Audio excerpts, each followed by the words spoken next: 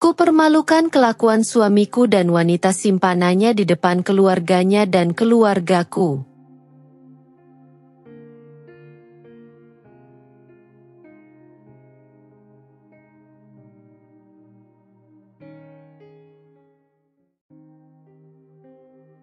Malam itu terasa begitu mencekam. Angin dingin menusuk kulit, tetapi tubuhku justru terasa terbakar oleh kemarahan yang memuncak.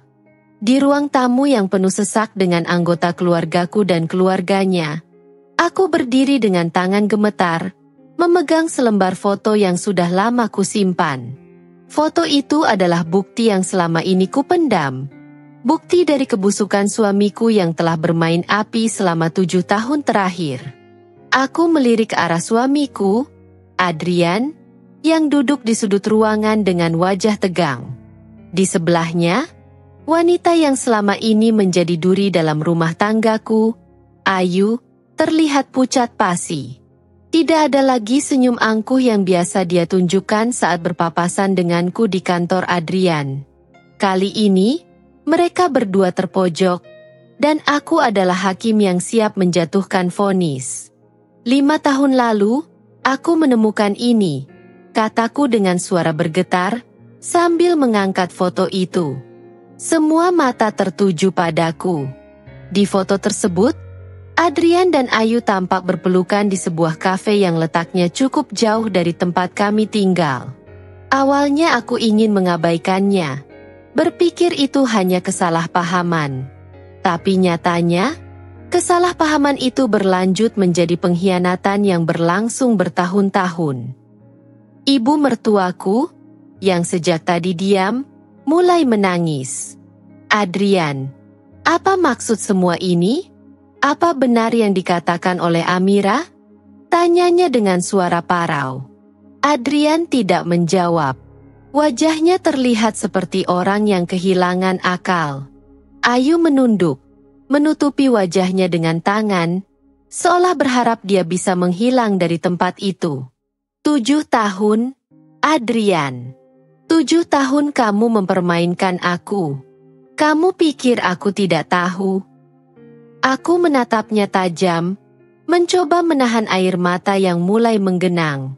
Aku melihat pesan-pesan kalian, aku mendengar bisikan rekan-rekan kantormu. Tapi aku diam, berharap kamu akan berubah. Aku bertahan demi anak kita, demi menjaga kehormatan keluarga. Tapi tidak lagi, Adrian. Tidak lagi. Suasana ruangan menjadi semakin tegang. Ayahku yang biasanya pendiam mulai angkat bicara. Adrian, jika kau memang bersalah, aku tidak akan tinggal diam.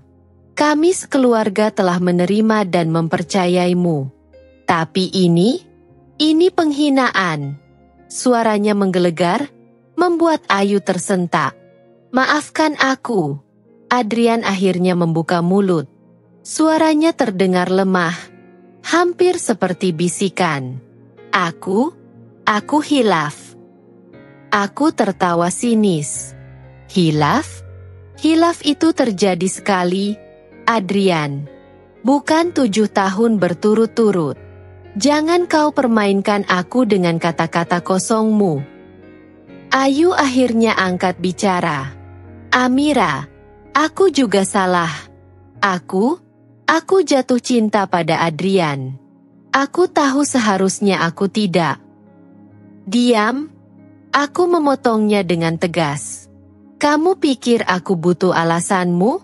Cinta? Apa kamu tahu bagaimana rasanya tidur setiap malam dengan rasa curiga? Bagaimana aku harus berpura-pura tersenyum di depan anakku, sementara hatiku hancur berkeping-keping? Cinta? Itu omong kosong. Ayu terdiam. Wajahnya memerah, tapi dia tidak berani mengangkat pandangannya. Aku kembali menatap Adrian. Kamu tahu apa yang paling menyakitkan, Adrian? Aku mencintaimu sepenuh hati. Aku menyerahkan segalanya untukmu, bahkan mimpiku. Tapi kamu malah menghancurkan semuanya. Adrian tidak menjawab. Dia hanya menunduk, seolah menunggu vonis terakhir. Aku menghela napas panjang, mencoba menenangkan diriku. Aku ingin kalian berdua mendengarkan baik-baik, kataku dengan suara yang bergetar, tetapi tegas. Mulai hari ini, aku tidak akan menjadi wanita bodoh yang terus-menerus memaafkan. Aku akan pergi, dan aku akan membawa anakku. Kamu tidak pantas menjadi ayah, Adrian. Dan kamu, aku menoleh ke arah Ayu, kamu akan selalu menjadi bayangan kelam yang tidak akan pernah bisa menutupi dosa-dosamu. Ibu mertuaku menangis semakin keras. Ayahku hanya bisa menggelengkan kepala dengan wajah penuh kekecewaan. Amira, kamu tidak perlu terburu-buru mengambil keputusan, katanya mencoba menenangkan. Aku menatapnya dengan air mata yang akhirnya jatuh. Ayah, aku sudah cukup sabar. Jika aku terus diam, ini tidak akan pernah berakhir. Aku berhak untuk bahagia, dan aku tidak akan menemukannya di sini. Dengan langkah mantap, aku menuju kamar untuk mengemasi barang-barangku. Aku tidak peduli dengan tatapan kasihan atau penyesalan yang mungkin ada di wajah mereka. Yang aku tahu, malam itu adalah akhir dari kebohongan yang selama ini menghantuiku. Aku akan memulai hidup baru, meski harus melangkah sendirian. Pagi berikutnya, aku terbangun dengan perasaan campur aduk. Matahari belum sepenuhnya terbit. Namun suara burung yang berkicau di luar jendela mengingatkanku bahwa dunia tetap berjalan meski hatiku tengah runtuh. Aku duduk di tepi ranjang, memandangi koper yang telah kupenuhi semalam. Keputusan untuk pergi ini bukan hal yang mudah, tapi aku tahu, jika terus bertahan, aku hanya akan semakin hancur. Suara ketukan pintu mengusikku dari lamunan. Amira, ini ibu. Boleh ibu masuk? Suara lembut ibu mertuaku terdengar dari balik pintu. Aku tidak segera menjawab, tetapi akhirnya aku berdiri dan membuka pintu. Wajah ibu mertuaku terlihat lebih tua dari biasanya. Matanya sembab, seolah semalaman dia tidak berhenti menangis. Aku tahu dia adalah korban lain dari pengkhianatan Adrian, meskipun tidak seberat aku. Amira, ibu tahu apa yang Adrian lakukan tidak bisa dimaafkan. Tapi apa kau benar-benar yakin ingin pergi? Tanyanya dengan suara serak. Aku menatap matanya yang penuh harap. Aku sudah cukup lama bertahan. Aku lelah berjuang sendirian sementara Adrian terus bermain di belakangku. Aku harus menyelamatkan diri. Setidaknya demi anakku, ibu mertuaku menarik napas panjang. Dia tahu kata-kataku benar, tetapi tetap sulit baginya menerima kenyataan ini. Ibu tidak bisa membela Adrian. Tapi ibu mohon, jika kau merasa butuh waktu untuk berpikir, jangan terburu-buru membuat keputusan besar. Setidaknya untuk Arsyad. Nama anakku disebut, dan aku merasakan nyeri di dada. Dia memang alasan utamaku bertahan selama ini. Aku sudah memikirkan ini sejak lama. Bu, aku tidak akan melarang Adrian bertemu dengan Arsyad. Tapi aku tidak bisa lagi hidup dalam bayangan pengkhianatan ini. Aku harus pergi, jawabku tegas. Ibu mertuaku akhirnya mengangguk dengan berat hati. Baiklah, Amira. Ibu tidak akan menghalangimu. Tapi ibu mohon, jaga komunikasi kita. Ibu akan selalu ada untukmu dan Arsyad. Aku hanya bisa mengangguk sebelum beliau memelukku erat. Ada rasa sedih yang mendalam, tapi juga kelegaan karena setidaknya aku tidak perlu memutus hubungan dengan beliau. Setelah ibu mertuaku pergi, aku menyelesaikan persiapanku. Aku menatap rumah ini untuk terakhir kalinya, mengenang setiap sudut yang penuh kenangan. Namun, aku tahu, kenangan itu sudah tercoreng oleh luka yang tak akan pernah sembuh. Ketika aku melangkah keluar dengan koper di tangan, Adrian berdiri di depan pintu.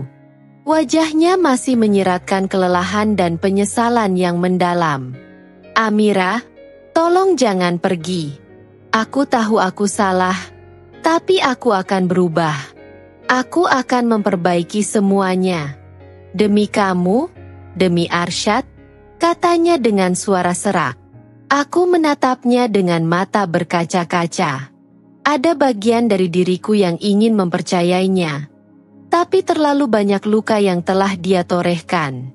Kamu sudah diberi kesempatan selama 7 tahun, Adrian. Tapi kamu memilih untuk terus menyakitiku. Aku sudah selesai.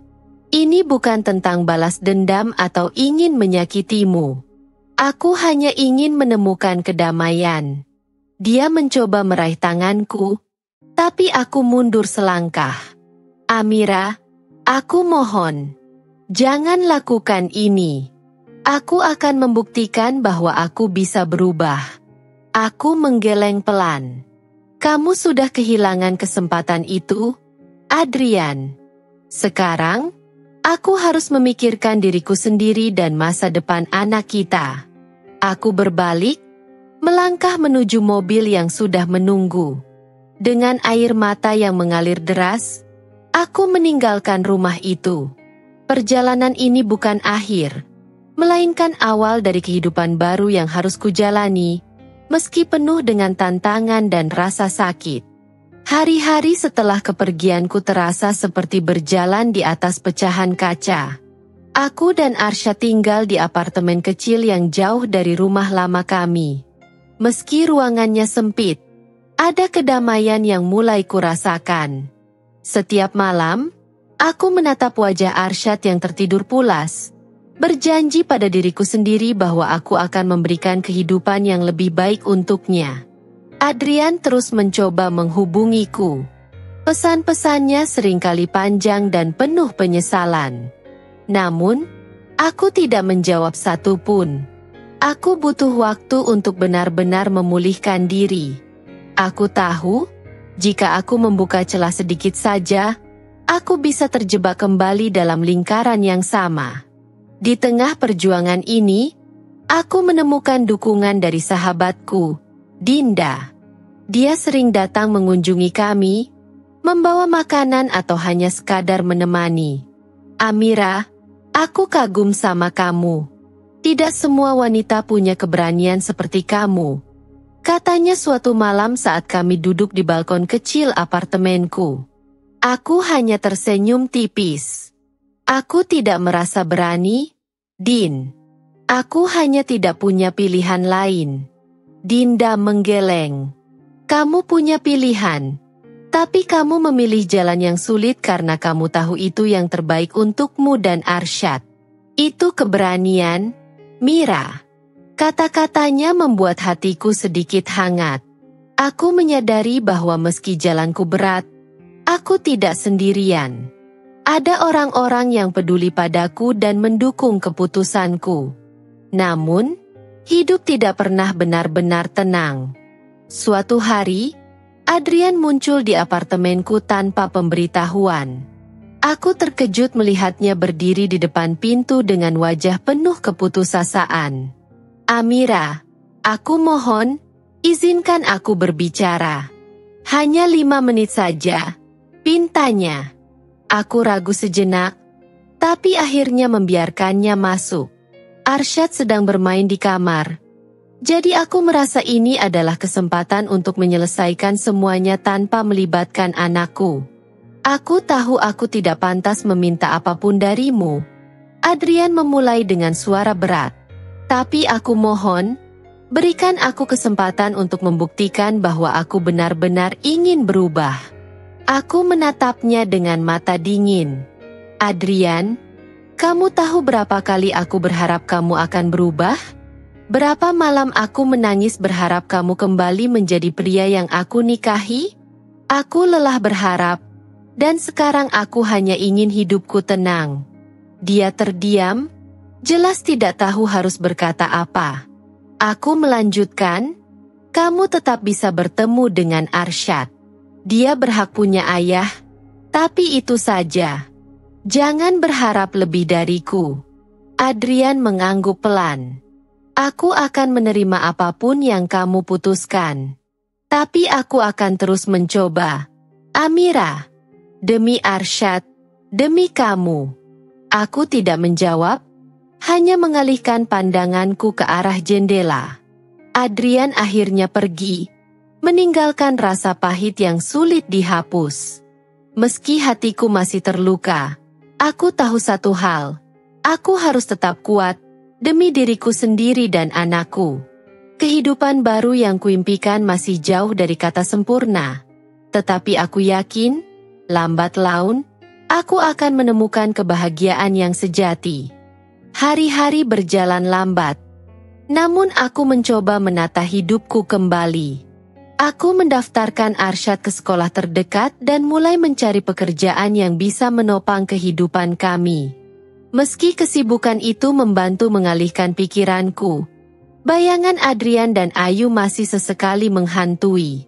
Aku berpikir semuanya akan membaik dengan jarak, tapi kenyataannya lebih rumit dari itu. Seminggu setelah Adrian datang ke apartemenku, aku menerima surat panggilan mediasi dari pengadilan. Adrian telah mengajukan gugatan hak asuh bersama untuk Arsyad. Tanganku gemetar membaca surat itu.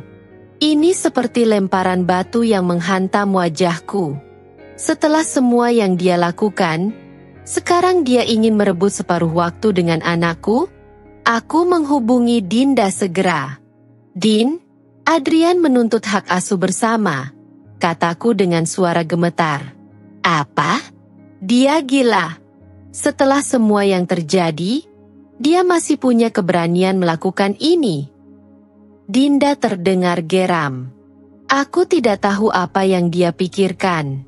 Tapi aku tidak akan membiarkan Arsyad menjadi alat baginya untuk menebus kesalahan atau mempermainkan aku lagi. Jawabku tegas. Hari mediasi tiba, dan aku berjalan masuk ke ruang pengadilan dengan dada sesak. Adrian duduk di sisi lain meja, dengan seorang pengacara yang terlihat dingin dan profesional. Dia menatapku sejenak, tetapi aku mengalihkan pandangan. Pengacara Adrian membuka pembicaraan dengan nada formal. Kami di sini untuk memastikan bahwa Tuan Adrian dapat memainkan peran penting sebagai ayah dalam kehidupan anaknya. Klien saya merasa bahwa hubungan dengan putranya tidak boleh terputus hanya karena adanya konflik antara orang tua.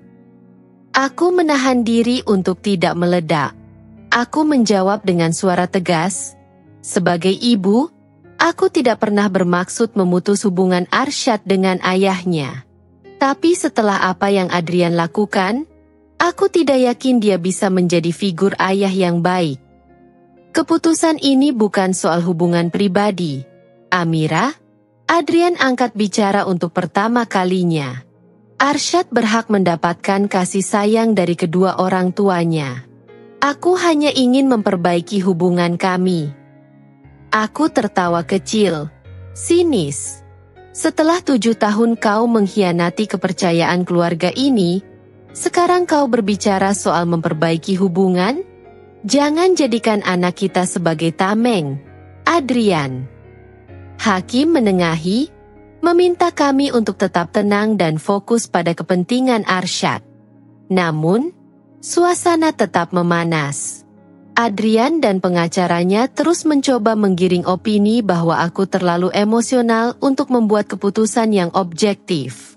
Setelah sesi itu, aku keluar dari ruang mediasi dengan dada yang terasa sesak. Di luar, Dinda sudah menunggu. Bagaimana hasilnya? Tanyanya cemas.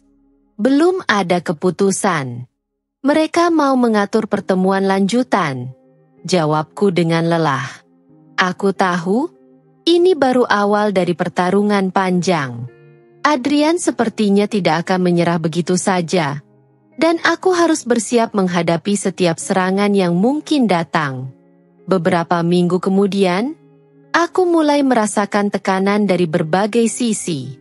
Adrian mulai mengirim pesan-pesan ancaman halus, mengatakan bahwa dia memiliki bukti bahwa aku tidak layak menjadi ibu tunggal. Dia mencoba membuatku gentar, Tetapi aku tidak menunjukkan rasa takut.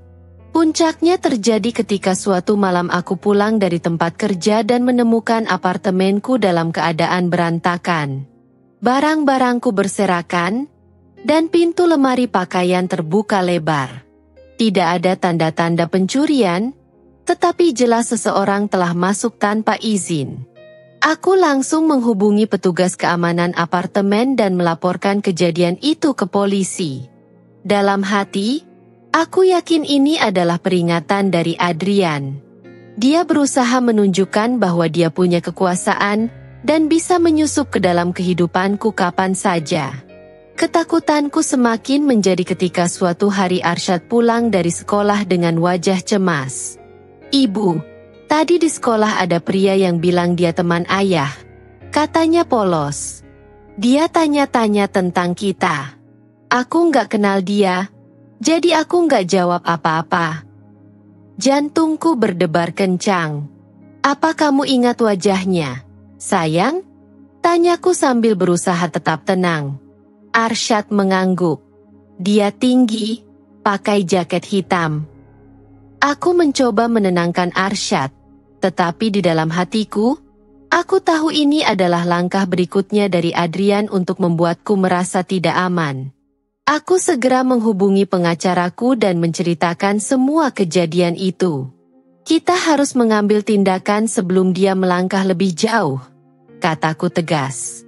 Pengacaraku mengangguk. "Kita akan ajukan bukti ini ke pengadilan. Jika kita bisa membuktikan bahwa Adrian mengintimidasi dan mengganggu kehidupan pribadi Anda, itu akan memperkuat posisi Anda dalam hak asuh.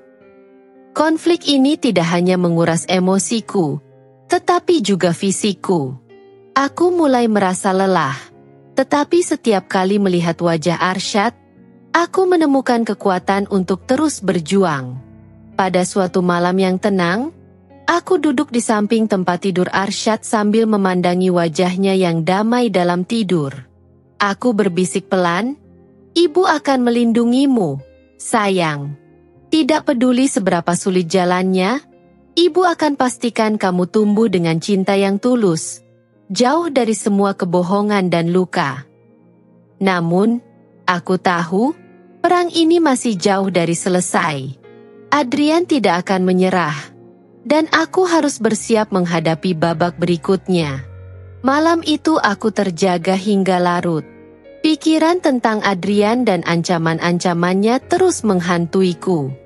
Aku tahu, jika aku tidak melawan, dia akan terus menyerang dan menghancurkan sisa ketenangan yang coba kubangun untukku dan Arsyad.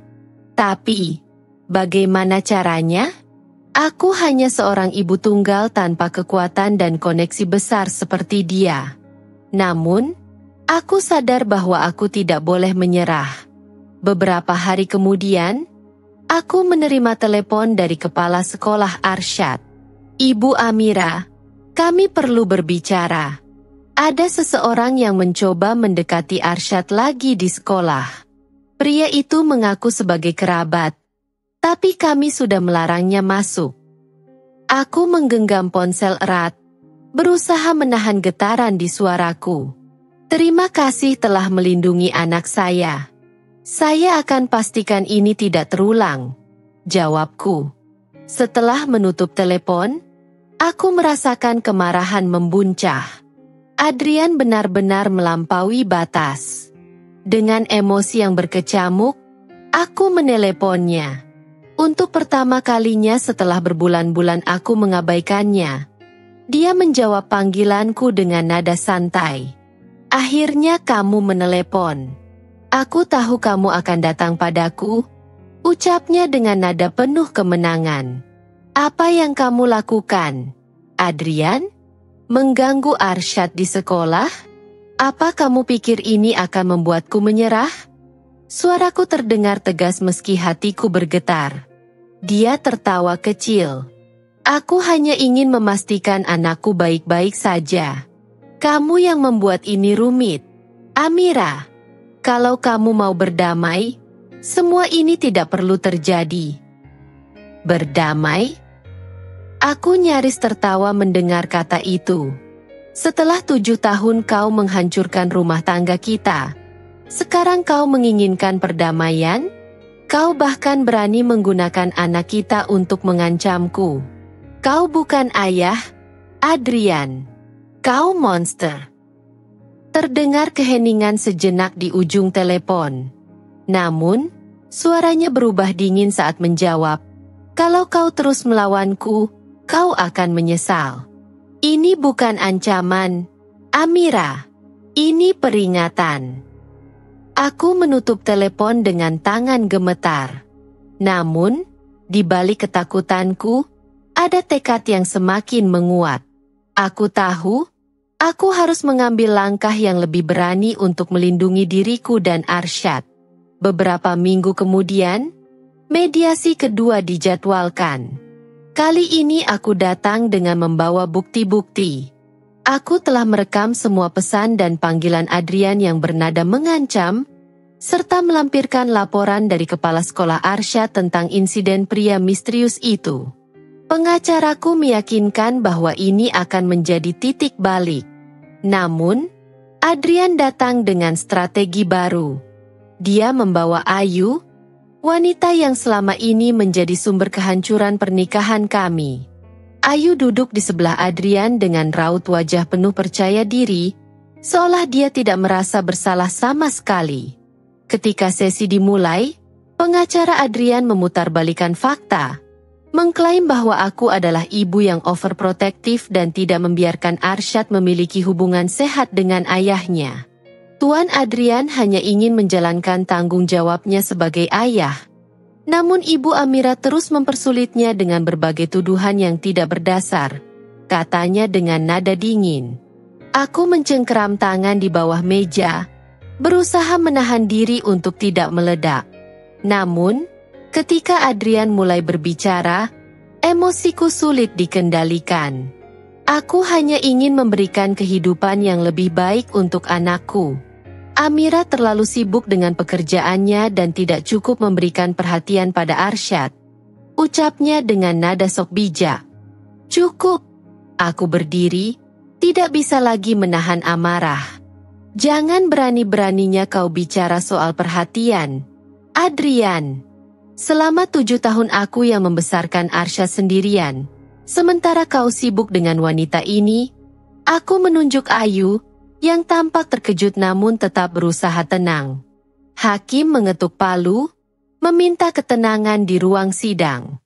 Namun, emosiku sudah terlalu memuncak. Kalian berdua telah menghancurkan rumah tanggaku. Dan sekarang kalian ingin merebut anakku? Aku tidak akan membiarkan itu terjadi. Adrian mencoba membela diri, tetapi suasana sudah terlalu panas. Hakim akhirnya menunda sesi tersebut, memutuskan untuk mengadakan pertemuan lanjutan dengan lebih banyak bukti dan saksi. Setelah keluar dari ruang sidang, aku duduk di tangga pengadilan, mencoba menenangkan diri. Air mata yang kutahan sejak tadi akhirnya jatuh. Aku merasa lelah, tetapi aku tahu aku tidak boleh berhenti. Dinda datang dan memelukku erat. Kamu kuat, Mira. Mereka tidak akan menang. Aku di sini untukmu. Aku mengangguk pelan. Meski rasanya berat, dukungan dari orang-orang terdekat memberiku kekuatan untuk terus bertahan. Aku tahu, perjalanan ini masih panjang, tetapi aku tidak akan menyerah sampai aku benar-benar memenangkan hak untuk melindungi Arsyad. Kini, aku hanya bisa berharap bahwa keadilan akan berpihak pada kebenaran, meskipun jalan yang harus kutempuh penuh dengan rintangan dan luka. Hari-hari setelah sidang itu menjadi ujian terberat dalam hidupku. Setiap kali aku menatap wajah Arsyad yang polos, hatiku terasa remuk. Aku merasa lelah, tetapi aku tahu perjuanganku baru saja dimulai. Adrian dan Ayu tidak akan berhenti sampai mereka mendapatkan apa yang mereka inginkan, dan aku harus siap melawan mereka dengan segala cara. Pada malam yang sunyi, ketika Arsyad sudah terlelap, aku duduk di ruang tamu sambil memandangi dokumen-dokumen yang telah disiapkan pengacaraku. laporan kepala sekolah, rekaman pesan Adrian, foto-foto yang kuambil sebagai bukti, semuanya tersebar di meja. Aku tahu bukti ini cukup kuat, tapi aku juga sadar Adrian punya kekuatan finansial yang jauh lebih besar untuk menguasai situasi. Beberapa hari kemudian, aku mendapat kabar mengejutkan. Pengacaraku menelepon dan memberitahuku bahwa Adrian berencana membawa saksi untuk melawan tuduhanku. Mereka akan menggunakan argumen bahwa Anda terlalu sibuk dengan pekerjaan dan tidak memberikan perhatian penuh pada Arsyad, katanya dengan nada serius. Aku terdiam sejenak. Sakit rasanya mendengar Adrian mencoba menyerangku dari sisi itu. Selama ini, aku bekerja keras demi Arsyad. Semua yang kulakukan adalah untuk masa depannya. Namun, sekarang pekerjaanku digunakan sebagai senjata untuk melawanku. Apa kita punya peluang? Tanyaku dengan suara bergetar. Kita masih punya bukti kuat, Amira. Tapi mereka pasti akan mencoba menyerang karakter Anda. Kita harus siap, jawabnya meyakinkan. Aku menarik napas dalam-dalam. Baik, aku akan lakukan apapun yang diperlukan untuk menang.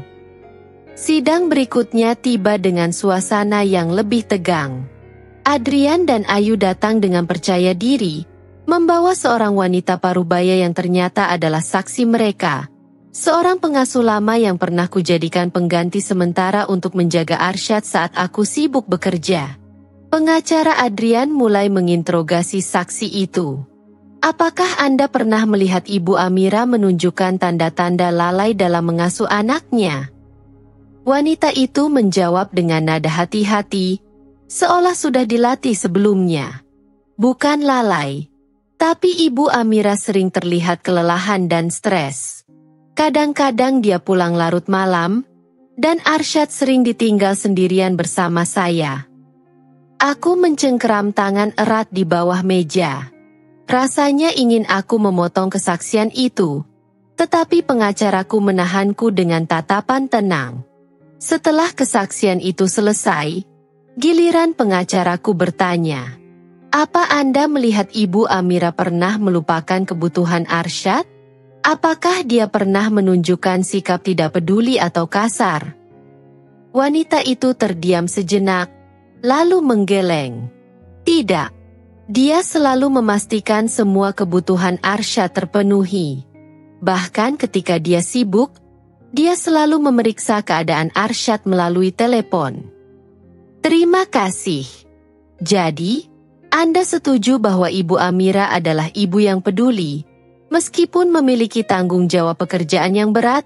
Tanyanya tegas. Saksi itu mengangguk pelan. Ya, saya setuju. Aku merasakan sedikit kelegaan, tetapi aku tahu ini belum selesai. Adrian masih punya kartu yang mungkin akan dia mainkan di saat-saat terakhir. Malam sebelum sidang terakhir, aku menerima panggilan tak terduga dari nomor yang tidak dikenal. Ketika aku mengangkatnya, suara Ayu terdengar di ujung telepon. "Kau pikir kau akan menang, Amira?" ucapnya dengan nada mengejek. Adrian sudah mempersiapkan semuanya. Kau hanya membuang waktu dan tenaga. Apa maumu, Ayu? Aku mencoba menjaga suaraku tetap tenang meski hatiku bergejolak. Aku hanya ingin memberitahumu bahwa tidak ada gunanya melawan kami. Adrian berjanji akan memberikan kehidupan yang lebih baik untuk Arsyad. Kau harusnya bersyukur. Bersyukur? Setelah kalian menghancurkan hidupku dan Arsyad, jangan berharap aku akan menyerah. Jawabku dengan tegas sebelum menutup telepon. Hari terakhir sidang tiba. Aku datang dengan penuh tekad, meskipun tubuhku terasa lelah. Kali ini, aku membawa saksi, Dinda, yang selama ini menyaksikan perjuanganku membesarkan Arsyad sendirian. Dinda memberikan kesaksiannya dengan penuh emosi. Amira adalah seorang ibu yang luar biasa. Dia bekerja keras untuk memastikan Arsyad mendapatkan pendidikan dan kehidupan yang layak. Saya tahu betapa sulitnya hidup yang dia jalani setelah dikhianati oleh suaminya, tapi dia tidak pernah menyerah. Ketika giliran Adrian memberikan pernyataan terakhirnya, dia mencoba menampilkan citra sebagai ayah yang peduli. Saya hanya ingin memperbaiki kesalahan saya dan menjadi ayah yang baik untuk Arsyad, katanya dengan nada memelas. Namun, aku tahu kata-katanya penuh kepalsuan. Ketika hakim memberiku kesempatan untuk berbicara, aku berdiri dan menatap Adrian dengan mata yang penuh dengan luka dan kekuatan. Yang mulia, aku memulai, suaraku sedikit bergetar. Selama bertahun-tahun, saya membesarkan anak saya dengan cinta dan pengorbanan, meskipun tanpa dukungan dari suaminya. Adrian mungkin bisa berbicara soal niatnya memperbaiki hubungan, tetapi tindakan dan ancaman yang dia lakukan belakangan ini menunjukkan bahwa dia tidak peduli dengan Arsyad. Dia hanya peduli pada egonya. Saya mohon, jangan biarkan anak saya menjadi korban dari ambisi dan manipulasi seperti ini. Ruang sidang hening. Adrian tampak gelisah. Sementara Ayu menunduk, tidak berani menatap siapapun. Hakim mengetuk palu dan memutuskan bahwa keputusan akhir akan diberikan minggu depan. Aku tahu, minggu itu akan menjadi penantian yang berat. Tapi aku juga tahu, aku telah memberikan segalanya dalam perjuangan ini. Dan kali ini, aku bertekad tidak akan kalah. Hari-hari menunggu keputusan sidang adalah ujian mental yang tak tertahankan. Setiap malam aku terbangun dengan pikiran yang berputar, membayangkan skenario terburuk, memikirkan Arsyad, dan mengingat semua luka yang ditorehkan Adrian. Namun, di tengah kegelisahan itu, aku menemukan kekuatan dari doa.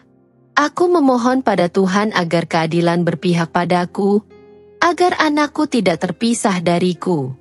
Di sela-sela penantian, aku mendapati pesan singkat dari nomor tak dikenal, "Kau akan menyesal jika terus melawan." Aku tahu itu dari Adrian. Namun kali ini, aku tidak membalas.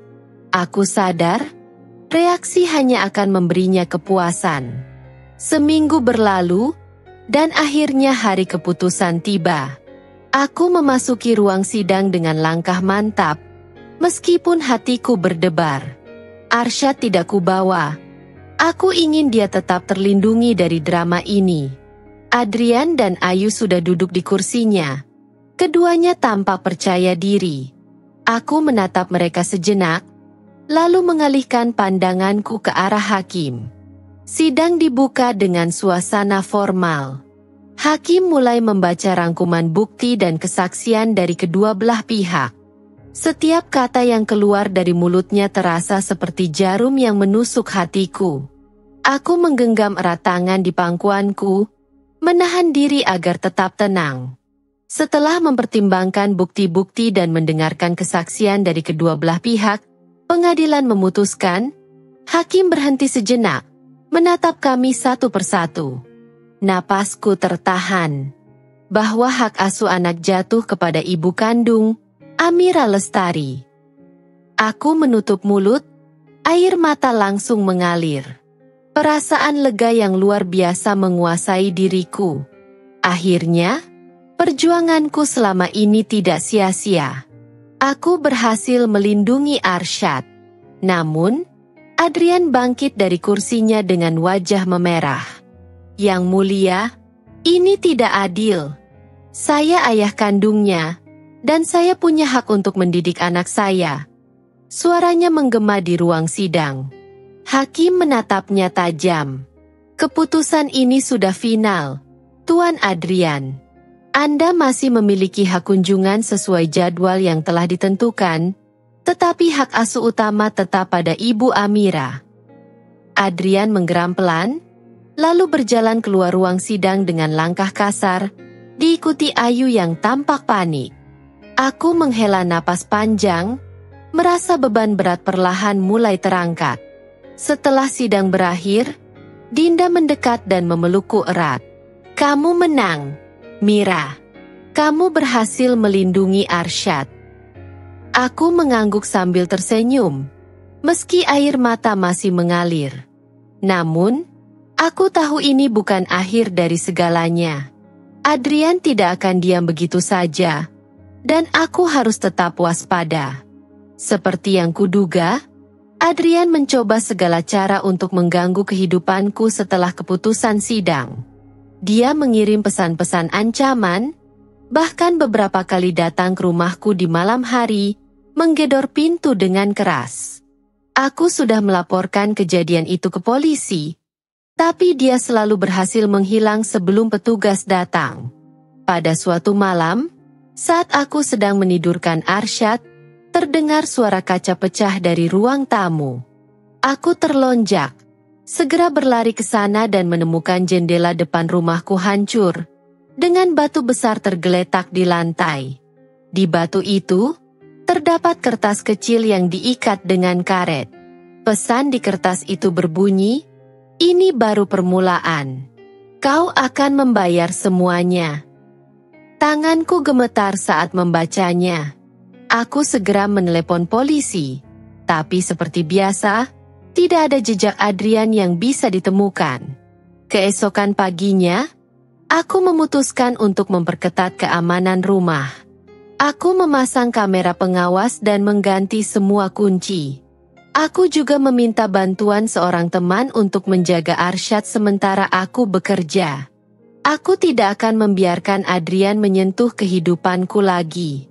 Namun, di tengah semua ketegangan itu, aku juga berusaha memberikan kehidupan normal untuk Arsyad. Aku membawanya bermain ke taman, mengajaknya belajar bersama, dan memastikan dia merasa dicintai.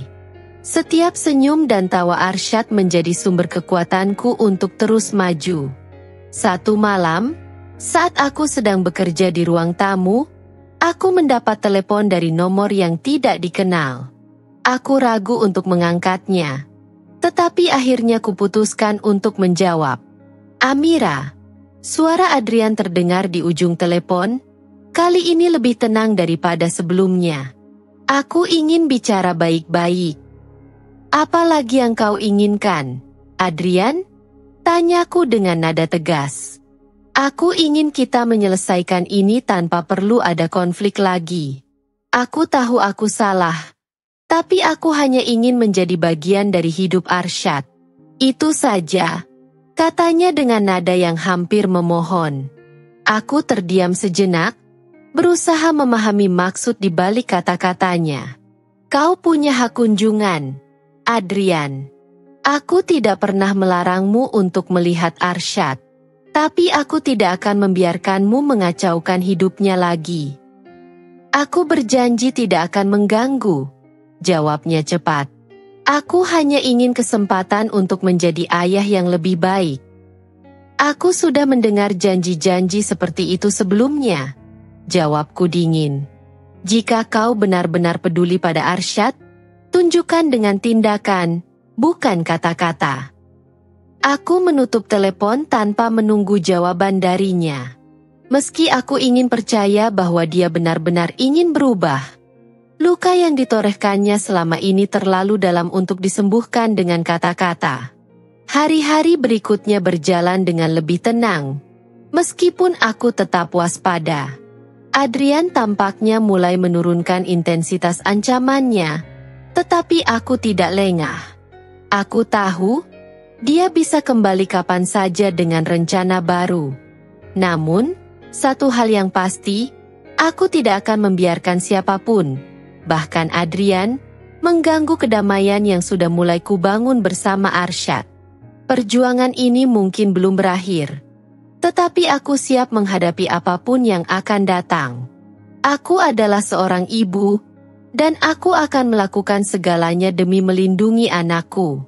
Malam itu, hujan deras mengguyur kota. Aku duduk di ruang tamu sambil menenangkan Arsyad yang ketakutan dengan suara petir. Tanganku membelai rambutnya pelan, mencoba membuatnya nyaman, meski pikiranku dipenuhi kegelisahan. Tiba-tiba, ponselku bergetar. Ada pesan masuk dari nomor tak dikenal. Hujan lebat, ya? Semoga kau dan Arsyad tidak apa-apa. Jantungku berdegup kencang. Aku tahu ini dari Adrian. Dia sedang memantau kami, entah dari mana. Aku langsung memeriksa jendela dan pintu, memastikan semuanya terkunci rapat. Kita aman, sayang. Ibu ada di sini, bisikku pada Arsyad yang mulai terlelap di pelukanku. Namun, rasa aman itu hanya bertahan sesaat. Beberapa jam kemudian, tepat saat hujan mulai mereda, aku mendengar suara langkah kaki di luar. Aku langsung berdiri, tubuhku tegang. Kamera pengawas yang baru kupasang menunjukkan bayangan seseorang berdiri di dekat pagar. Tangannya menyentuh gerbang dengan gerakan pelan, seolah sengaja ingin menunjukkan kehadirannya. Aku segera menelepon polisi sambil memantau layar. Ada seseorang di depan rumah saya. Tolong segera datang, kataku panik. Namun, saat aku kembali melihat layar, bayangan itu sudah menghilang. Aku merasakan keringat dingin mengalir di punggung. Keesokan paginya, aku menemukan surat terselip di bawah pintu. Surat itu ditulis tangan, dengan huruf yang tergores tajam. Kau pikir bisa lari dariku? Aku akan selalu ada. Arsyad adalah milikku juga. Tubuhku langsung gemetar. Aku tahu ini bukan hanya ancaman kosong. Adrian semakin berani, dan aku tidak bisa terus hidup dalam bayang-bayang ketakutannya. Aku segera menghubungi pengacaraku.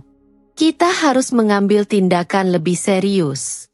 Adrian terus mengancam, dan aku tidak akan membiarkannya mengganggu hidupku lagi.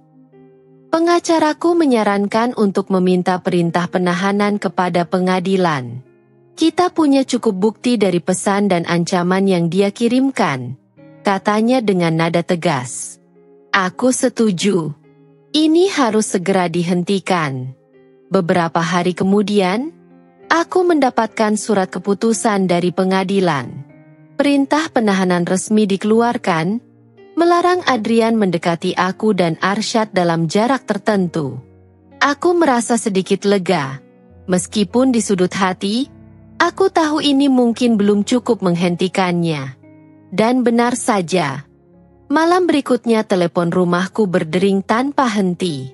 Ketika aku mengangkatnya, tidak ada suara di seberang. Aku bisa merasakan nafas seseorang, tetapi dia tidak bicara. Aku menutup telepon dengan tangan gemetar, mencoba menenangkan diri. Namun, teror itu tidak berhenti di situ.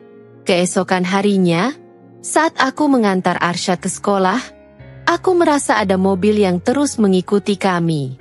Aku mencoba mengabaikannya, tetapi naluriku mengatakan ada yang tidak beres. Aku segera melapor ke polisi lagi, memberikan nomor plat mobil yang sempat kulihat. Polisi berjanji akan menyelidiki, tetapi aku tahu Adrian punya cara untuk menyembunyikan jejaknya. Puncaknya terjadi seminggu kemudian. Aku baru saja pulang dari kantor ketika aku melihat pintu rumahku sedikit terbuka. Jantungku berdegup kencang. Aku yakin telah menguncinya sebelum berangkat.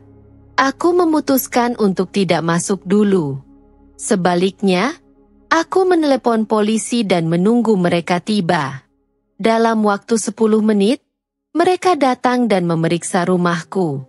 Ternyata benar, ada tanda-tanda seseorang telah masuk.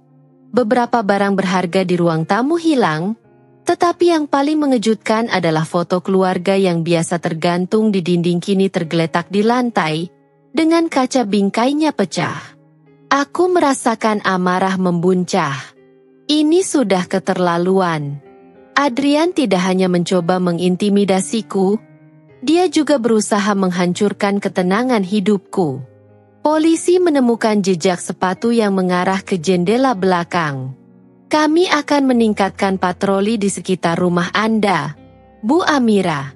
Pastikan Anda selalu mengunci pintu dan jendela, serta segera lapor jika ada hal mencurigakan, kata salah satu petugas.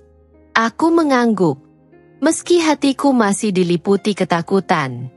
Namun, satu malam yang tak pernah kulupakan adalah ketika aku menerima telepon dari seorang pria misterius. Suaranya berat dan kasar. Jika kau tidak ingin sesuatu terjadi pada anakmu, serahkan hak asuh itu pada Adrian, katanya dengan nada mengancam. Apa maksudmu? Tanyaku dengan suara gemetar. Kau tahu apa yang ku maksud. Adrian ingin Arsyad, dan kau harus menyerahkannya. Balasnya sebelum menutup telepon. Air mataku mengalir. Aku merasa terpojok. Tapi aku juga tahu, menyerah bukanlah pilihan. Aku harus melindungi Arsyad dengan segala cara. Aku memutuskan untuk meningkatkan keamanan. Aku meminta bantuan seorang teman yang bekerja di perusahaan keamanan untuk memasang alarm dan kamera tambahan di rumahku. Selain itu, aku menghubungi seorang psikolog untuk membantu Arsyad menghadapi situasi ini tanpa merasa trauma. Setiap langkah yang kuambil adalah demi melindungi anakku. Aku tahu Adrian akan terus mencoba, tetapi aku tidak akan membiarkan ketakutan menguasai hidupku. Di tengah semua kekacauan ini, aku berjanji pada diriku sendiri, aku akan bertahan. Karena ini bukan hanya tentangku, tetapi tentang masa depan Arsyad. Beberapa minggu berlalu dengan ketegangan yang terus mengintai. Adrian tidak menunjukkan dirinya secara langsung, tapi aku tahu dia belum menyerah. Panggilan-panggilan misterius masih sering datang. Begitu pula pesan-pesan ancaman yang membuatku semakin waspada. Pada suatu malam, aku mendapati pintu pagar depan rumahku dicoret-coret dengan cat merah. Tulisan besar yang terbaca jelas, "Anakku bukan milikmu." Tubuhku langsung lunglai.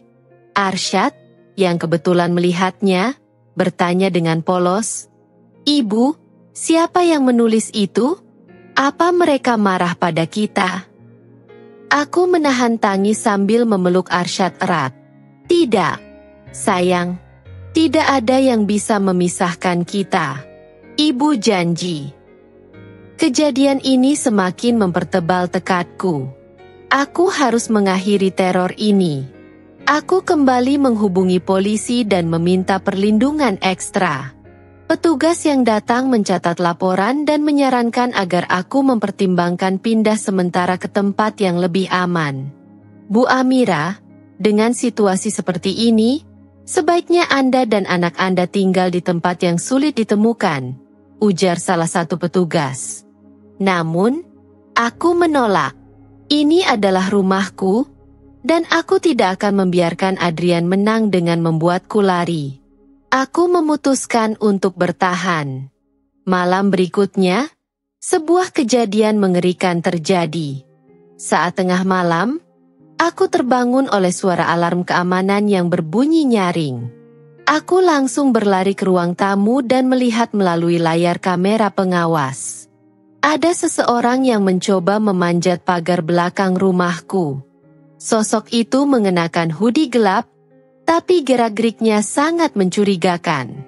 Aku segera menghubungi polisi, tapi saat mereka tiba, sosok itu sudah menghilang.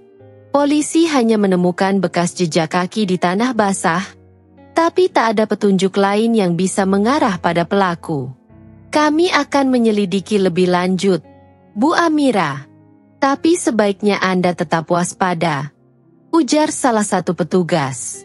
Aku mengangguk sambil menggenggam tangan Arsyad yang tampak ketakutan. Ibu ada di sini, Arsyad. Kita akan baik-baik saja, bisikku, meski hatiku masih dipenuhi kecemasan. Seminggu kemudian, aku menerima panggilan dari pengacaraku. Amira, kami baru saja menerima dokumen dari pihak Adrian. Mereka mengajukan banding atas keputusan pengadilan. Aku menghela napas panjang, berusaha menenangkan diri. Apa artinya ini? Apakah aku harus kembali ke pengadilan? Ya, kita harus menghadapi sidang banding. Tapi jangan khawatir. Kita punya bukti dan alasan kuat untuk mempertahankan hak asuh Arsyad. Jawabnya dengan nada meyakinkan. Aku merasa lelah, tapi aku tahu ini belum selesai. Aku harus terus berjuang demi Arsyad. Sidang banding berlangsung dengan suasana yang jauh lebih tegang. Adrian hadir dengan pengacaranya, membawa argumen dan bukti baru yang mereka klaim sebagai alasan untuk merebut hak asuh Arsyad. Salah satu poin yang mereka angkat adalah bahwa aku terlalu sibuk dengan pekerjaan, sehingga tidak bisa memberikan perhatian penuh pada Arsyad. Aku mendengarkan semua itu dengan hati yang bergejolak.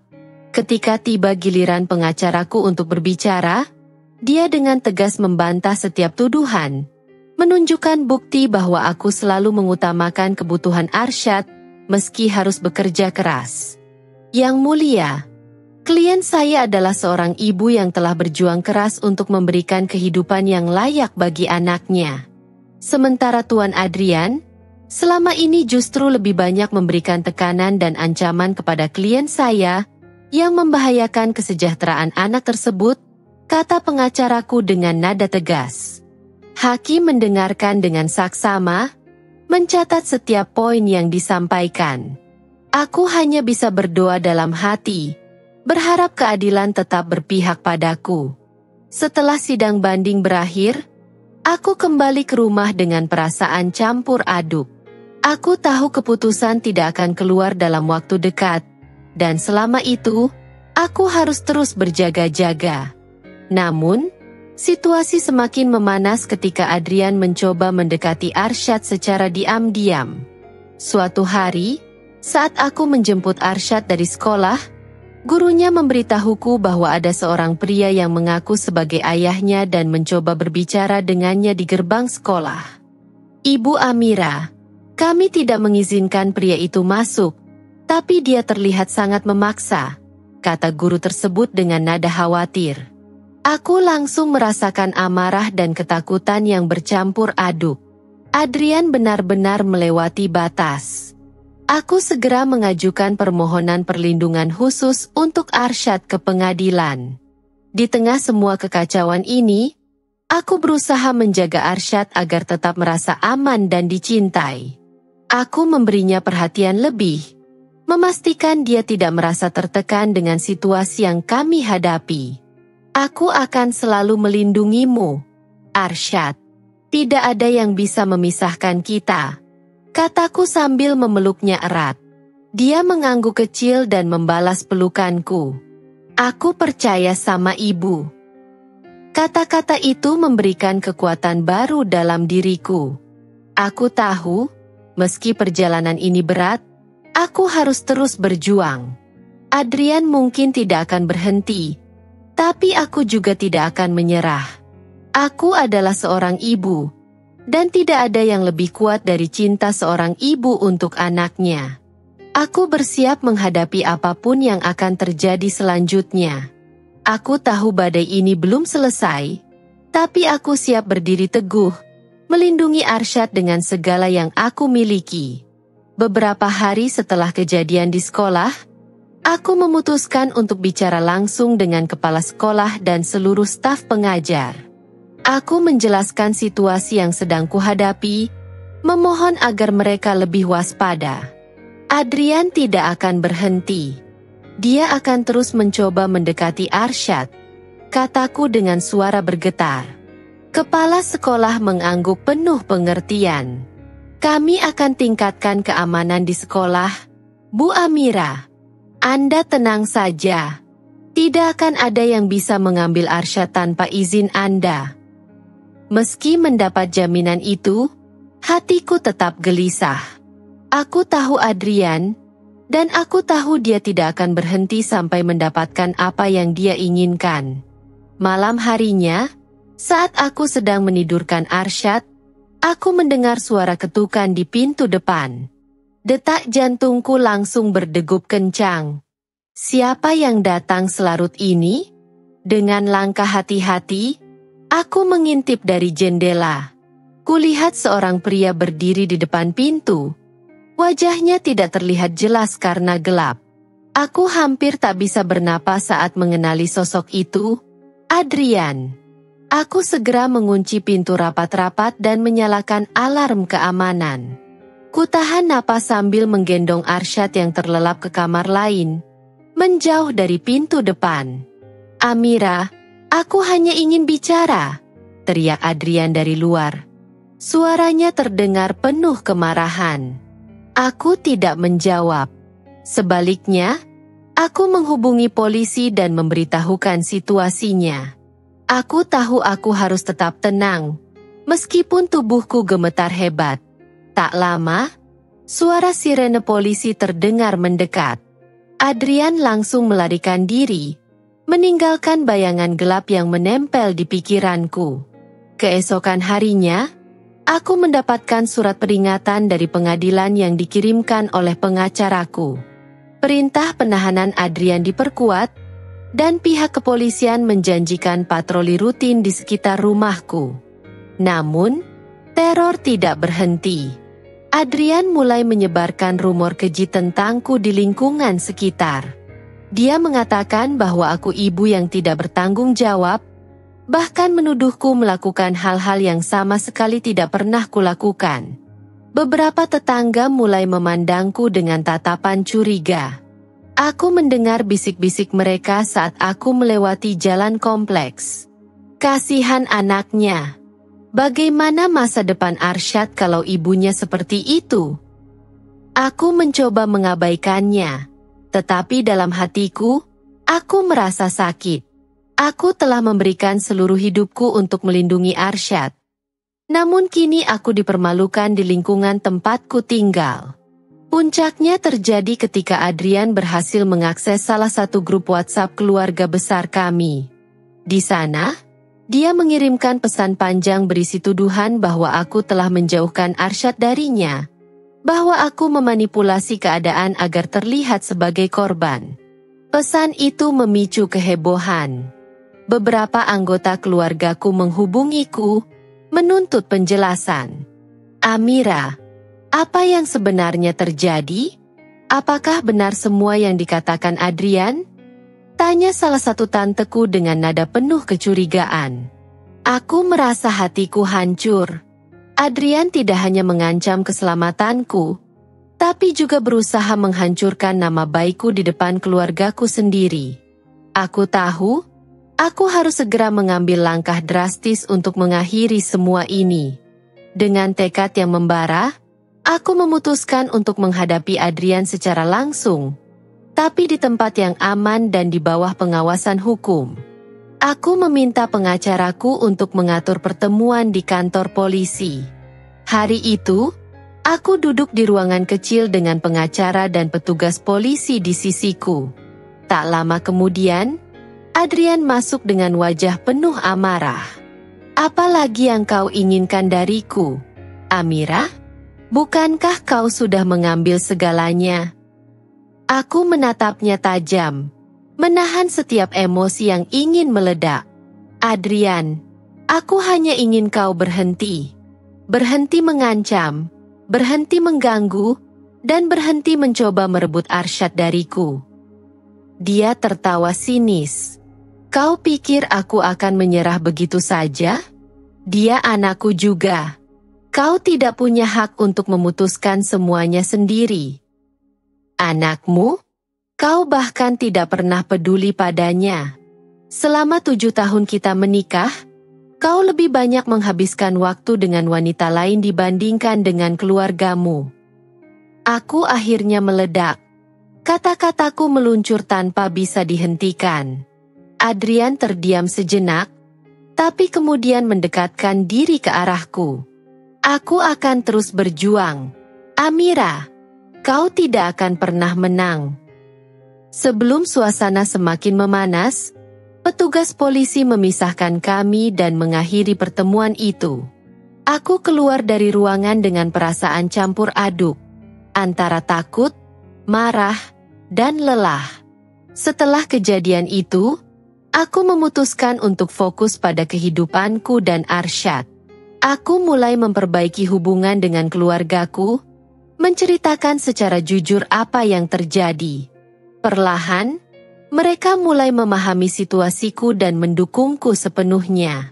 Namun, aku tahu ini belum berakhir. Adrian masih berkeliaran, dan aku harus tetap waspada. Tapi kali ini, aku merasa lebih kuat. Aku tidak akan membiarkan rasa takut menguasai hidupku.